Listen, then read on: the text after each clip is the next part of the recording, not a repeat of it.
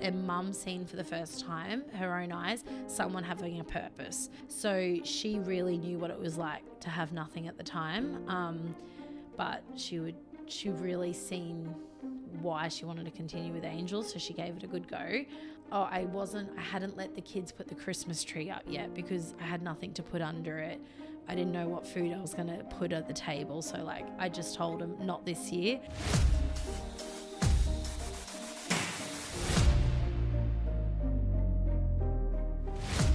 Looking for ways to stretch your dollar and in return support local charities that support the community.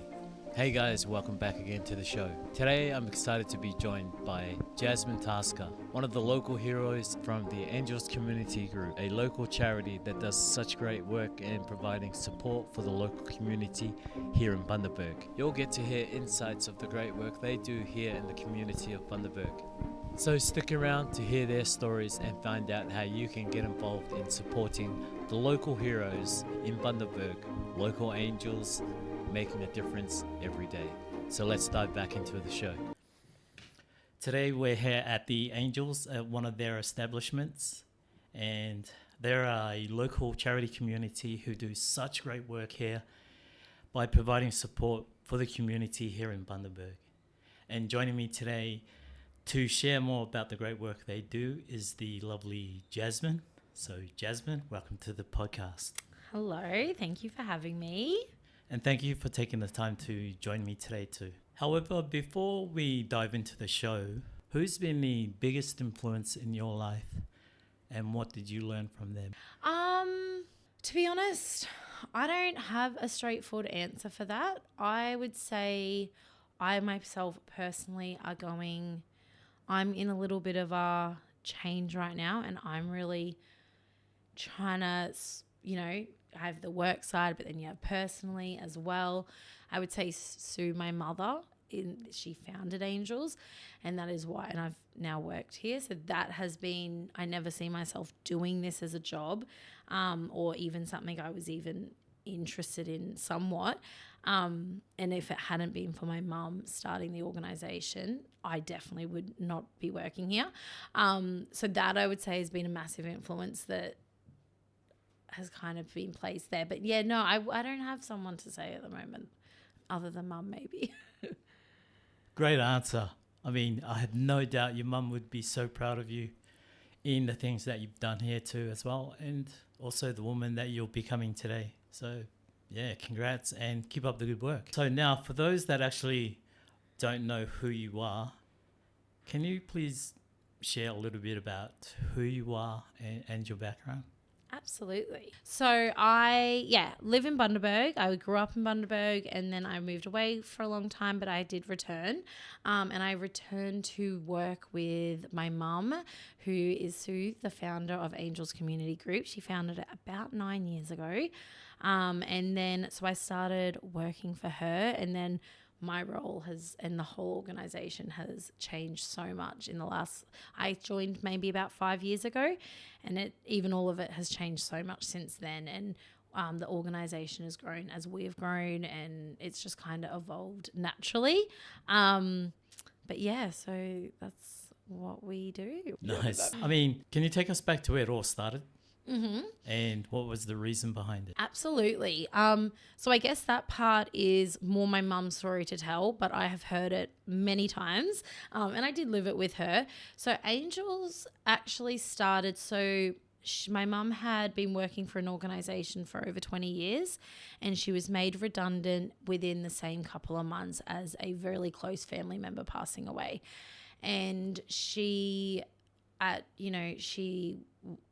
was more mature in life. She didn't know what she wanted to go and do for work. She didn't want to go. She'd had a lot of employment and training was her background, but she didn't have that drive anymore.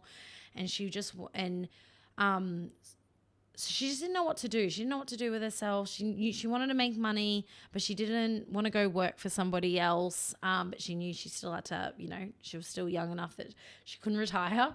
So she was like, what am I going to do? And it all started, she was doing up furniture at the time, which is not something we do at all anymore, but this is how it started. She was doing up and restoring furniture, and her sister at the time, it was her daughter that had passed away. So my mum's niece.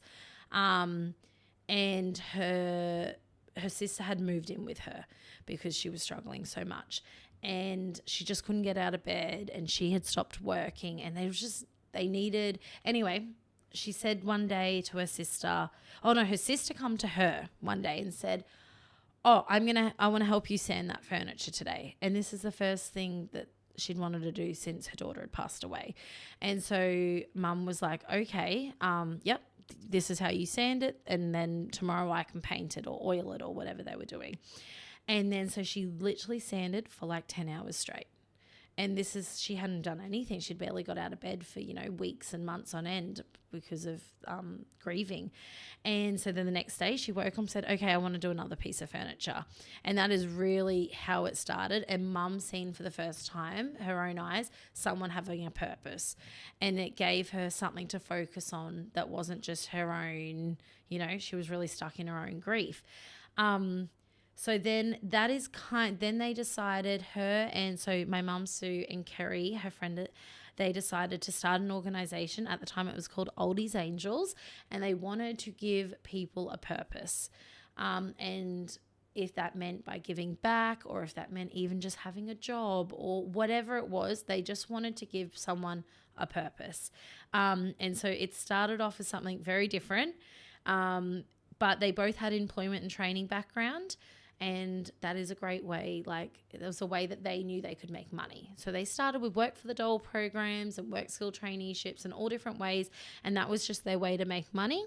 And they started and then they opened an op shop, and they did up furniture in the op shop. And then once the op shop had evolved and was a busy little op shop, everyone was coming in and asking for food. They had nothing to do with food. Other than a couple of cans of Coke in the back for themselves, they didn't have food or drinks at the shop. But people kept coming and needing help with food. Like, we have no food on the table. Can you help us with food? And they were a bit like, okay, well, we did sell a couch today, or we sold a piece of furniture. Let's use that money and we'll buy these people some food. So that's how it started. And then I was actually living overseas at the time, and I had seen all these community cupboards overseas where it was drop-in food that you didn't need and someone else could pick it up. And I was sending pictures to mum being like, oh my God, that sounds like something you guys could do. So they started a community cupboard. And that is where I would say lots of people started learning about angels, was from a community cupboard. And that was probably about 7 years ago now. And then eventually we grew out of the community cupboard and we started doing emergency food hampers, and we shifted throughout the years to really helping families that struggle with food insecurity. And a big thing for us was we really wanted to be able to help people that weren't necessarily in the cohort. So many people, a lot of large charity organizations, obviously they have to do it due to funding and all different things, and you have to police things a certain way. We've made so many mistakes over the years and been very naive with lots of things. So we understand why they do it. But for us, it was really important not to make it difficult to receive the help. It's so hard to ask for help. And then when you sometimes, maybe you're a mum and you work full time, or you might be even a couple, a mother and a father, or just a father, and you work full time. And you earn enough money that you don't receive Centrelink, but your car broke down, or the kids need to have school camp, or the electricity bill came in, or a million things can happen and you can be struggling, but you technically aren't eligible for any of this assistance. But the one thing that's always been about Angels, we've never received funding for any of our charity programs, which means, or never any federal funding, state funding, nothing like that. We've never received any of that funding. So we were able to make our own rules. No one was making the rules for us. So we never made it difficult to ask help. You didn't have to go to Centrelink and prove that you earn a certain amount of money for payment or anything like that. People just had to come in and say to us, hey, I need a hand. And we would do our best to help them. And that really came back to, my mum's own life experiences, seeing other people and just having conversations with people. So many grandparents would come in and say, they're not eligible because technically their grandchildren that live with them, they don't have the parental rights. They don't have them on Centrelink because their children are struggling at the moment. They might have adult children that have addictions or all different things. So many people don't fit into the bracket to receive help. And so for us, it's always trying to be important to find the line of we don't want to enable and we don't want to also, we have to fund it. So we can't be just giving out stuff every day, all day. But also to make it easy to receive help. So it's finding a fine line. Over the 9 years, we've, had to try different things. But that's been a big thing that's been important to us. Wow, that's... Yeah, I just blurted everything. That's so amazing. There's so much there to unpack. And firstly, sorry for the loss then. But again, such an amazing story that came from such a tragedy, unfortunately. And then to continue to grow through people requesting for food, building on that, the Angels just building like an empire of their own. But also for you guys to actually fund it yourselves, when did you actually get involved with it to like, hey, look, I'm on board? It was so funny years and years ago. So I was at the time I had my own family daycare. And I would call mum and she would tell me about volunteers or she had people on board and she was really financially struggling at the time. I'm not telling a secret she hasn't spoken about, but the organisation had no money for so long and she wasn't earning a wage that she was there giving food hampers to people while I was and my brothers were putting money in her bank account because she wasn't getting paid a wage. So she really knew what it was like to have nothing at the time. But she really seen why she wanted to continue with Angels, so she gave it a good go. And she would talk to me and say like about volunteers, and a lot of them, like even at the time, were younger volunteers, and it blew my mind. I was always like, why does someone want to volunteer? It never crossed my mind to volunteer somewhere, and that's why I always say like, until I actually came in and seen it, I didn't understand it. And she goes, oh, they want to give back. They want to have a purpose. They want to, and all of this stuff. And I was like, oh, I'd always worked full time myself. I just didn't understand that. And then I started and she would tell me. And then anyway, eventually she started a little, basically the organization was broke and they had no money. And it was at the point mum had laid off a lot of staff members. I think it was only her and maybe one other person that were even halfway on the books. They were definitely not. So was that like during the early stages of trying to? This was in the first maybe 2 to 3 years of the organisation. And at the time it was just an op shop that had had employment and training programs. And we'd already started doing food hampers and stuff for people, but we were broke as an organisation. And it was at the point where mum was really like, I need to go and get a job and close this up, or we need to make money. So she decided, everyone was always coming and asking for food. So she decided to become a food bank member. So she was online doing all this research. My mum's never worked in a grocery store in her life. She didn't have any retail trait like history or anything like that.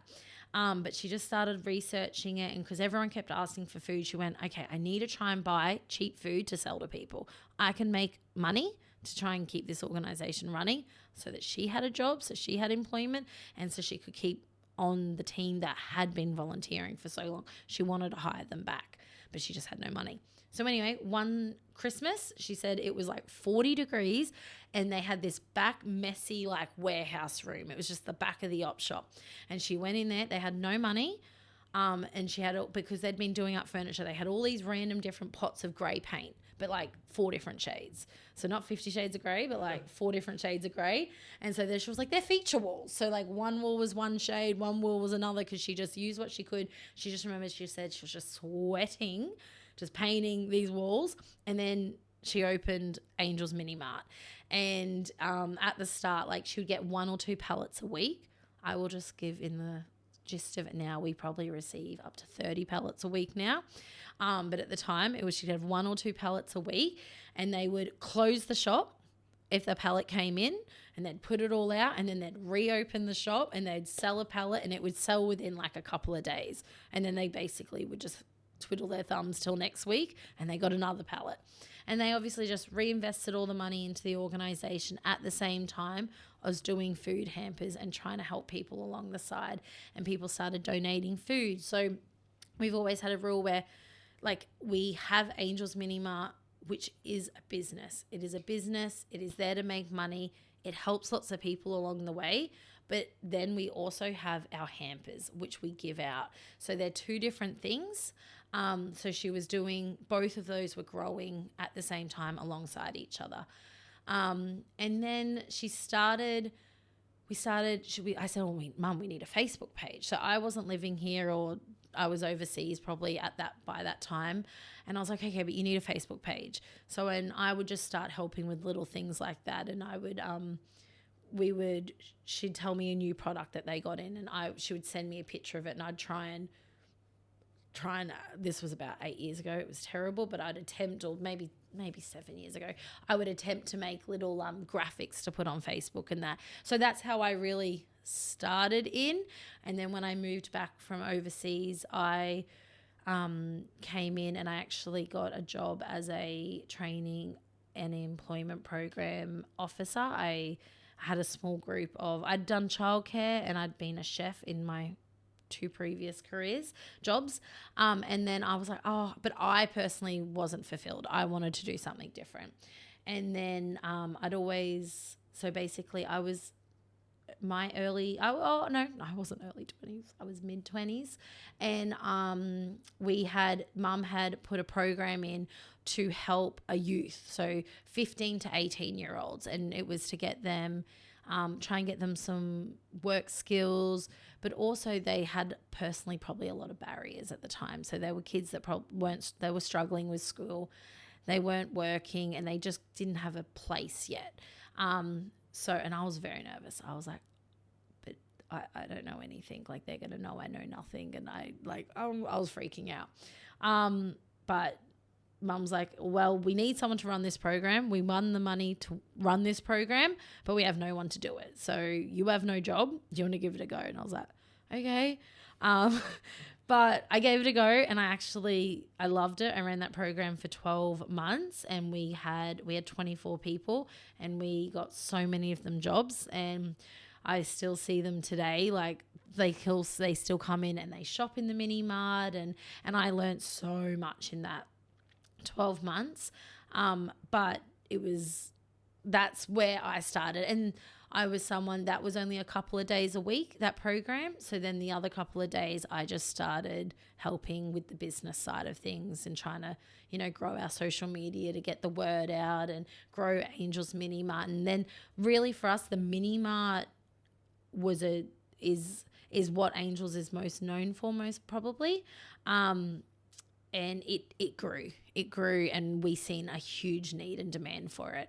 And today, we have lots of different programs. We have Angel School Lunch program, Christmas program, back to school program. We do welfare, furniture and clothes. Then we have the whole support center, which is a whole other thing of its own. But I know you shouldn't have a favorite child. I do, and mine is the Mini Mart, because for one, without it, Angels doesn't exist. It would close within a week. It is what funds everything. But also for me, the customers that use the Mini Mart are really there. They want to help themselves, and we are just there to aid them in that.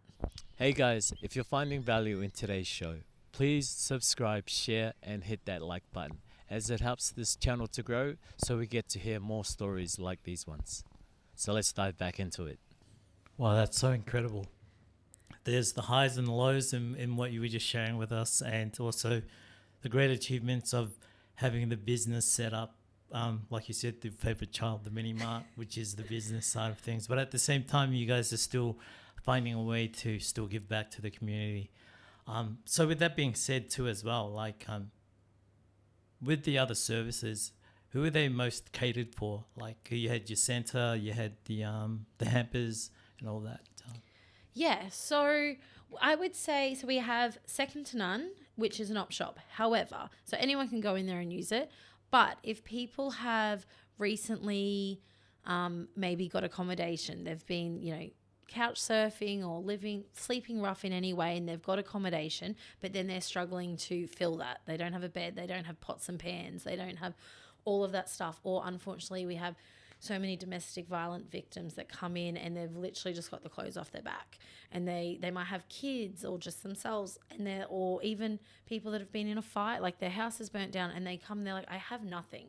So we have a whole section of our store that we have stuff out the back that we try and keep aside, so that if someone comes in, we can give them furniture, or we can give them clothes, or we can give them pots and pans. So we always have that side of it. So that is just on a case by case basis. People come in, we have a supervisor down there, Pato, you go in, you have a chat with her, and she'll do her best to help people, depending. Some people might have some money they want to aid to it.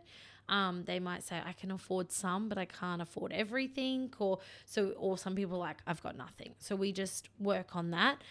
We have a delivery truck that can deliver the stuff to them. So yeah, that one is for people in that need. And then we have the mini mart, and that is a low cost grocery store that everyone can access. So you can have all the money in the world and you can use it as a way to support angels, or you can be someone that is struggling to buy food every week. You're struggling to budget. We know the cost of living at the moment is just skyrocketing. That is so that anyone can go in there and shop there and hopefully stretch their budget, but give them the dignity that they can choose what they want. Because obviously with a hamper, you're given a pack that can sometimes doesn't fit everyone's needs, but that is more people can access, what they need. And we also have a free table in there that has, depending what we're receiving, but it might have free bread, free produce. Sometimes it even has free meat. It just depends on what we have at the time, but people can come in there and access that. There's limits on it, but anyone can come in and access that. And again, you don't have to go and ask for it. It's on a table. It has a couple of little signs that says, what you can have, but you don't have to ask, because again, sometimes it's hard to always ask. But you can go in there and just have a look, see what you need, and just take what you need, sort of thing. And then we have our support center. So currently the support center is closed, but it is reopening. We've had Angel Support Center for 2 years, and it has primarily helped those sleeping rough. So homeless in different capacities, in different people sleeping rough for all different reasons.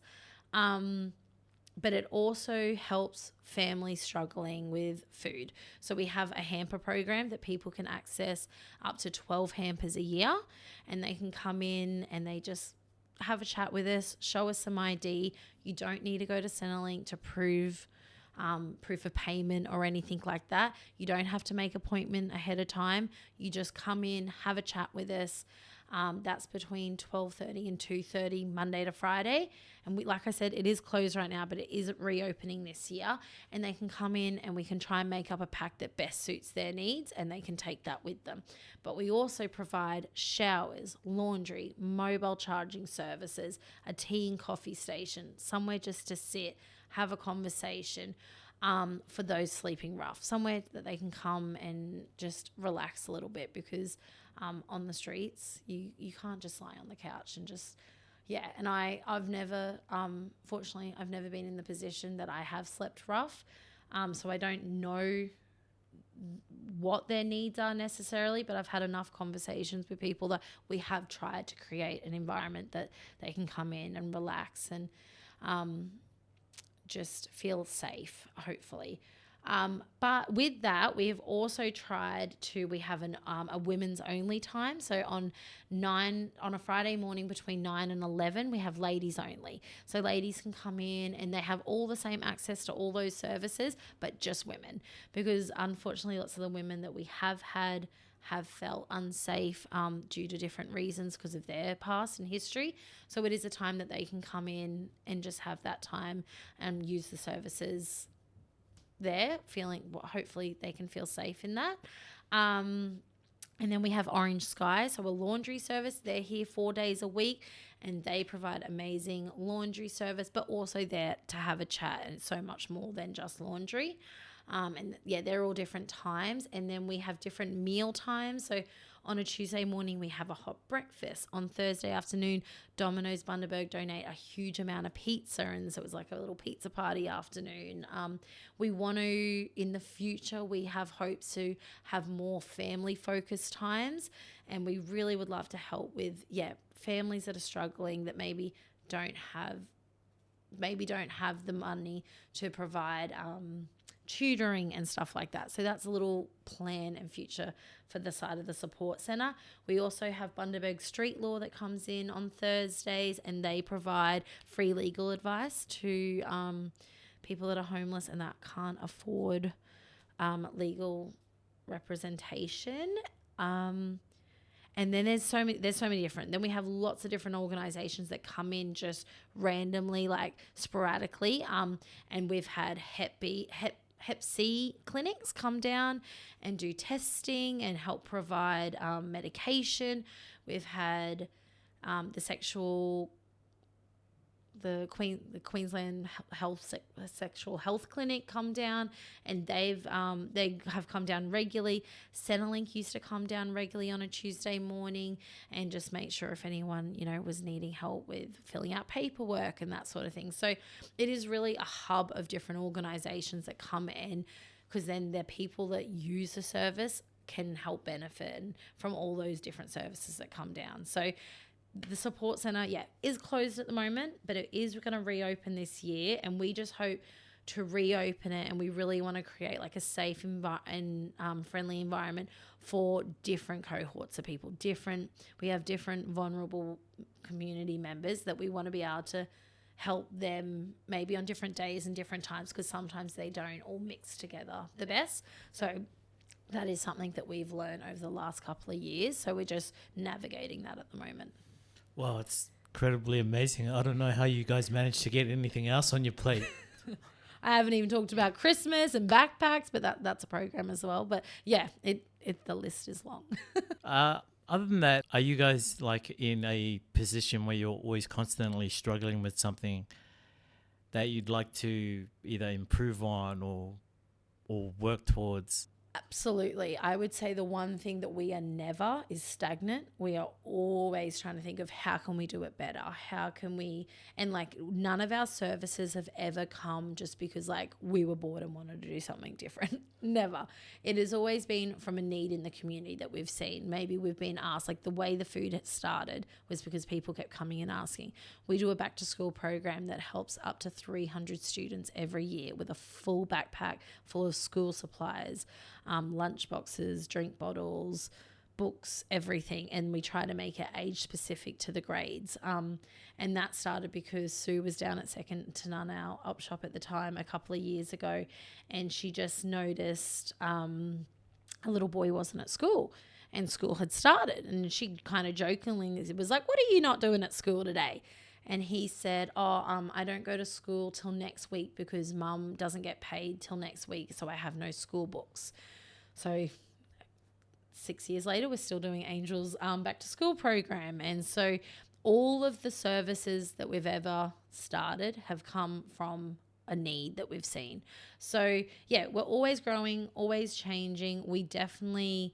I think we're very open on our social media and we really talk to the community. So with that comes sometimes a lot of backlash, and people will be like, we are not perfect and we've made so many mistakes and have learned and been naive. But yeah, it's something that we're always like, right now we did close the support center because we weren't happy with the safety of it. We didn't have our policies and procedures in place enough. There was a lot of aggression, a lot of violence from clients, and we weren't handling it the best. So we decided to close it, to reevaluate, to decide, is this something we want to continue? And it is, and closing it concreted that for us. Like, we want to continue doing it, but we want to change, and we're not scared of making those changes. We know that, you know, we're pretty proud, like, to be here 9.5 years later. And we've been, and I think the only way we are here 9.5 years later is because we're just constantly trying to evolve. And, you know, maybe the need that was there 9 years ago isn't the same need that's here today. So we, you know, maybe there's programs like we did at one time, a prom program where we used to help grade 12ers get suits and dresses and shoes and do hair and makeup and all of that stuff that they couldn't afford. That's a program we don't really do now. It kind of fizzled out. We didn't find the biggest need for it.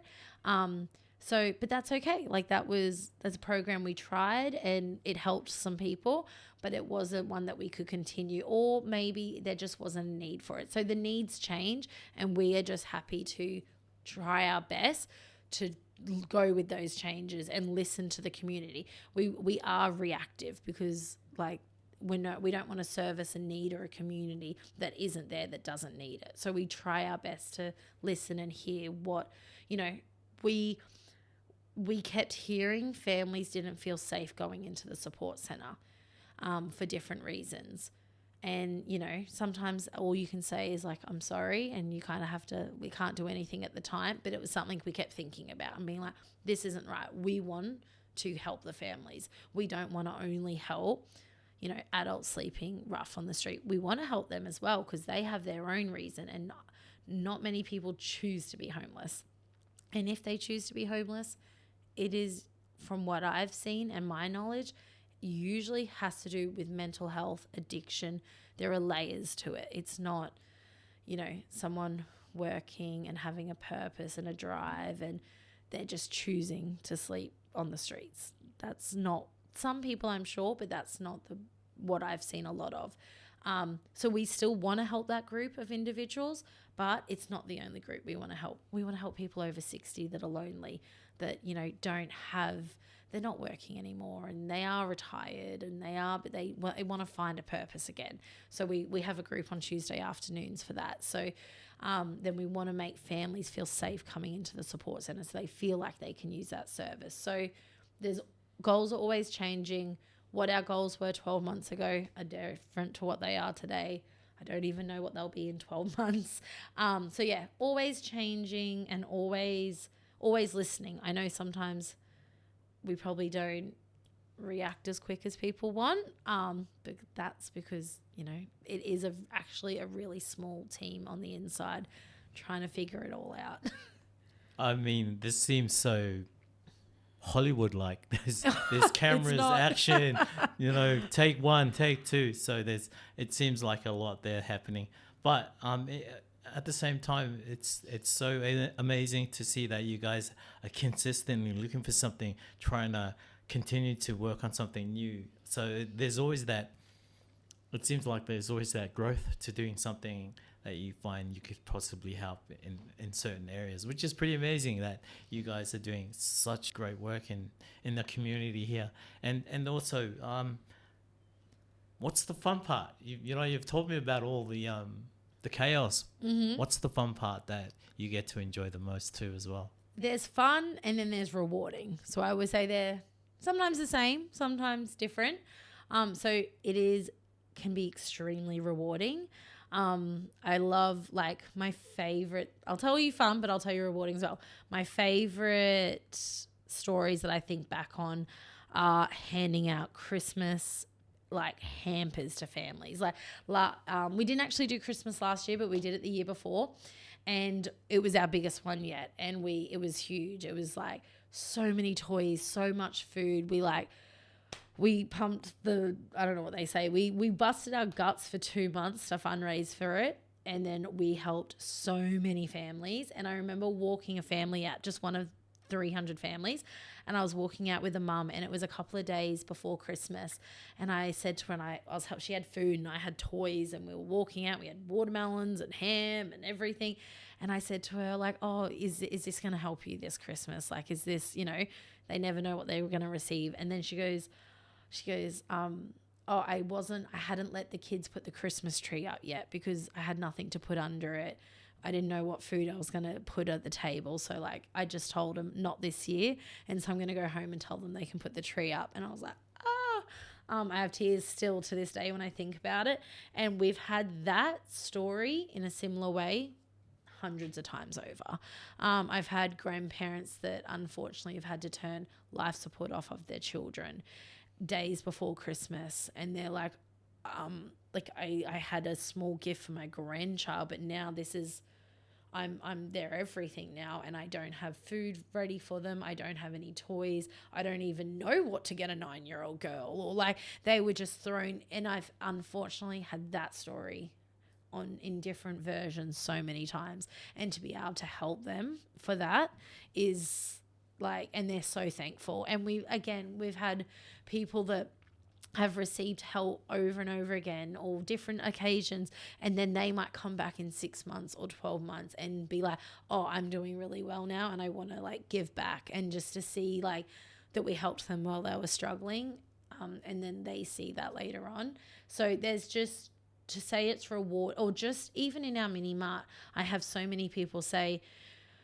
like, for different reasons, either rent's gone up, or maybe, someone's gone on maternity leave and they're struggling to raise their kid in the first 6 months, plus only drop down to one wage, plus, or maybe people have said like they've hurt themselves at work, so they're off work for 12 months and they're struggling to fit it all in, and they say like the mini mart is what makes it possible for them to live week to week.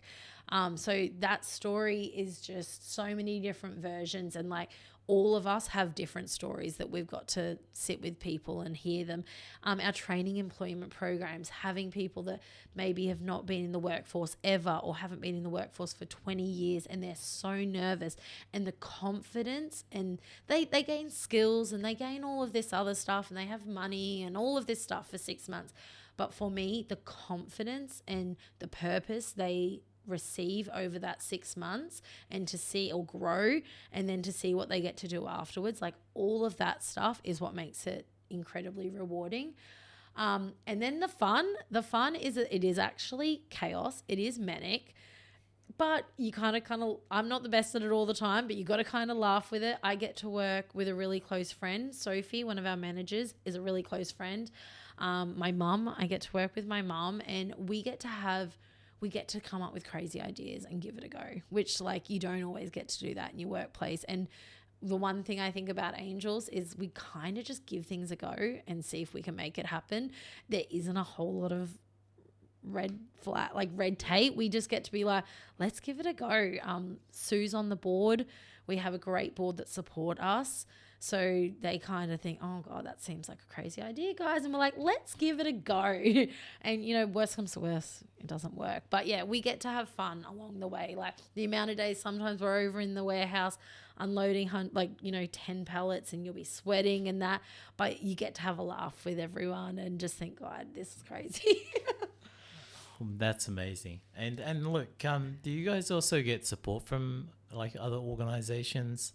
Absolutely. Like to help you guys keep the doors open, the lights on, and so on? Yeah, so financially, we receive support from, it varies over the 10 years. Local businesses, when they're doing well, they support us. We get support through, even school, free dress days. People do school fresh, what do they call? What is it called?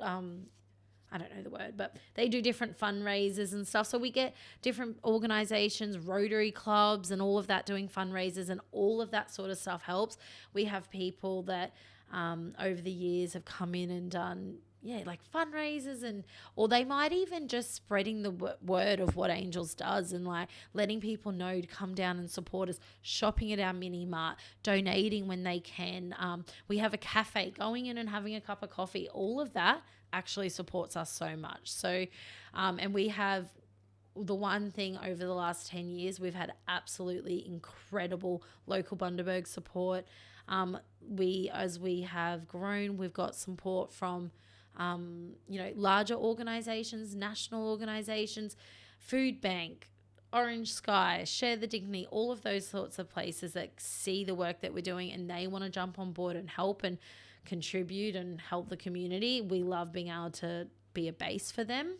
But yeah, all different, like the list could go on. I could sit here and name 100 different places that have supported us. But yeah, we appreciate all of the help because, oh my goodness, we could never do it on our own. We've always felt like we were like the middlemen, or most of us are women, so the middle women, but that we have, people that maybe need help and we have lots of people that want to give help, but they necessarily can't always they need a middle person. So often people will donate to us and then we can pass it on. So we really feel like, or maybe they'll donate their time or their services or all different things. And I know I've rambled, which I do all the time, but there are so many other things I haven't, we do hairdressing and having hairdressing organizations come in, and we've had vet clinics, and the list has gone on, and the amount of people that come with their time or their services or their skills and they want to give back in a way. And yeah, so we've been lucky to be able to see that and kind of assist that. Well, for those that would be interested in trying to seek out these services that you guys offer, yeah, how would they find you then to the best thing that we keep most up to date is our social media. So Facebook is probably what we use the most, and then you can message us on there. You can give us a call. Popping into either of our stores, we're at 66 Targo Street in Bundaberg, and that is a minimart. And then, like I said, the support centre opens again soon. We have a website. I'm a bit slack with updating it, to be honest. So the best thing is Facebook, Instagram, all of that. We update that quite regularly, and we're also active on there. So if you do want to ask questions and stuff, we can give you back. But also just coming in and having a chat, we're always happy to see if we can point you in the right direction. That's cool. I'll also add those details and the links in the description below too as well. What's 2 or 3 things that you would like the listeners or the viewers to take away from today's discussion?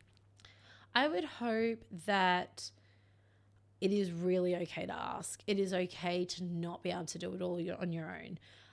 To please come in, and even if you're not located here and you're located in different areas and you might not even choose to ask maybe an organization, you might want to ask family or friends. But I think everyone's anxious. So many people are depressed, so many people are struggling, and so many people are trying to do it on their own. It is okay to ask.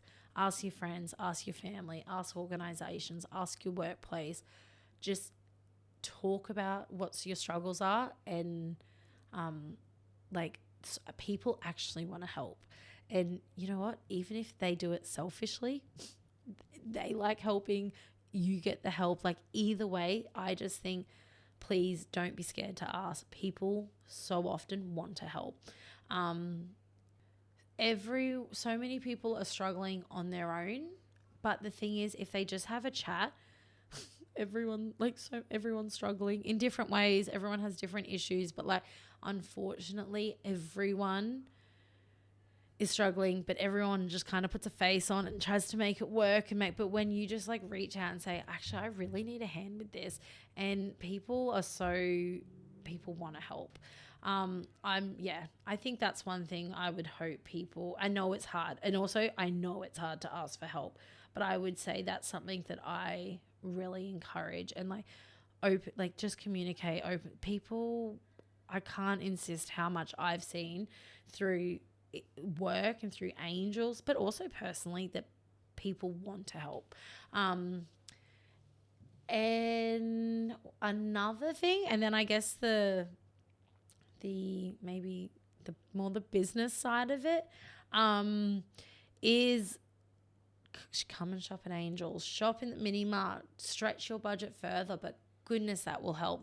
That is the best support. People want to know how to support Angels, and for me, people can't always afford to donate. You might want to help an organization, but you're struggling yourself. How can you donate when, you know, come and shop at the mini mart, grab a coffee, go shop at the op shop, like do things that would help yourself anyway.